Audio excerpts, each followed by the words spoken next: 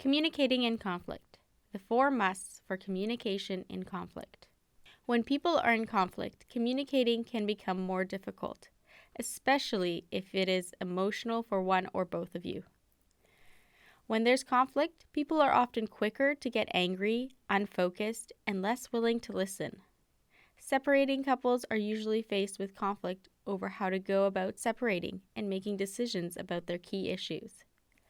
You need to take special care when you're communicating with your former spouse. These 4 strategies for conflict communication can help. Neutralizing issues. It's important to start on the right foot. If you go in using charged language, you're already setting yourself up for a fight. The way you frame the issue should be in neutral language. Stay away from blaming the other person. A good trick is to frame the issue without using the word you. Don't say, "I want to talk about how you're always late for pickups." Instead say, "I want to talk about pickup times." Don't say, "Let's talk about how you want more money."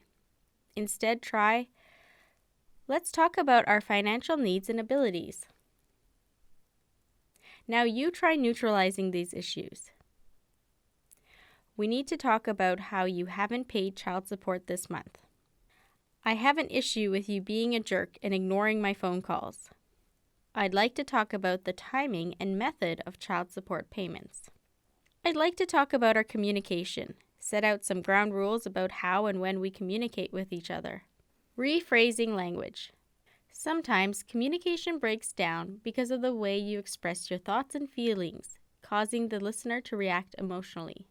The way we naturally react to emotional conversations might not be the best for agreement building with your former spouse. By learning to rephrase your language, you can avoid communication pitfalls and develop a healthier, more productive way of communicating. Common rephrasing opportunities. Make requests. Instead of making statements which can be misinterpreted as demands, try framing as much as you can as requests. Don't say, "You should pick up the kids from school and drive them to piano lessons." Instead say, "Would you be willing to pick up the kids?" Or, "Can we try and have you pick them up?" Keep conversations issue focused. You can control the content of your communication. Never let a discussion with your former spouse become a conversation about past irrelevant events. Don't say, "You didn't even want to buy the car. You never used it. I should get to keep it." Instead say, "We need to figure out a way to deal with the car. I would like to keep it because I need to drive the kids to school. What do you think we should do with the car?" Use I statements. This is a powerful technique that lets you express your emotions and connect them with the actions of the other person. An I statement says how you feel and describes the condition that makes you feel that way and why it causes emotions. It starts with an I, includes a feeling, and provides details of why you feel that way. Don't say, "You never listen to me." Instead say, "I feel isolated when you don't acknowledge what I'm saying." Business-like. Many people find that thinking of their co-parenting relationship as a business relationship helps them communicate positively. You are both working together as parents in the business of raising your children. Many parents find that they have a common goal of raising their children to be happy, healthy, and functioning adults. Focusing on this goal helps keep communications businesslike. If children are not involved, or if there are other issues, try to agree on mutual goals to ensure that you will have a focal point for your communications. Many people fail at communicating because they fail to change from an intimate partner relationship to a business-like relationship. Here are some ways on how to keep it business-like. Clear expectations. In a business relationship, your expectations of the other person are limited to the terms that are clearly written in an agreement. Similarly, you should not have any expectations of your former spouse outside of what you have agreed to. Also, in business, both parties focus on the terms of this agreement, not on the last one. Don't bring the negative of your past relationship into the new business-like relationship. Professionalism. Business people greet each other when they meet. They interact in structured settings, such as meetings. They exchange ideas through open dialogue. They have agendas to guide their conversation. When business associates don't necessarily like each other, they still maintain a polite professionalism. Always be polite during communications.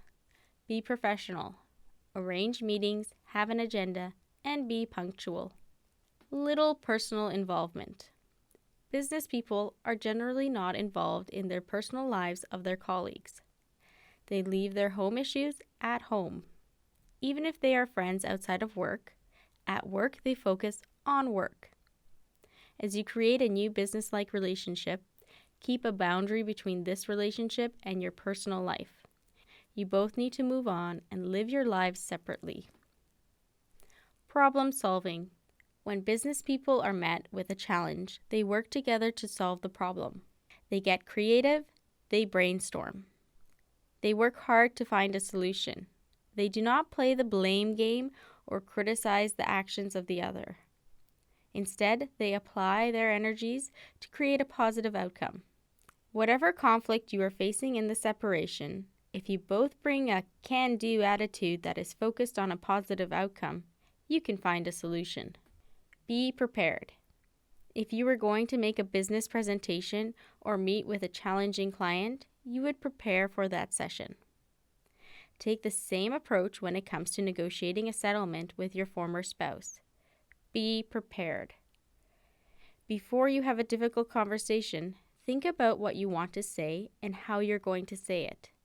Make an outline of the key points and provide an explanation about why each of them is important.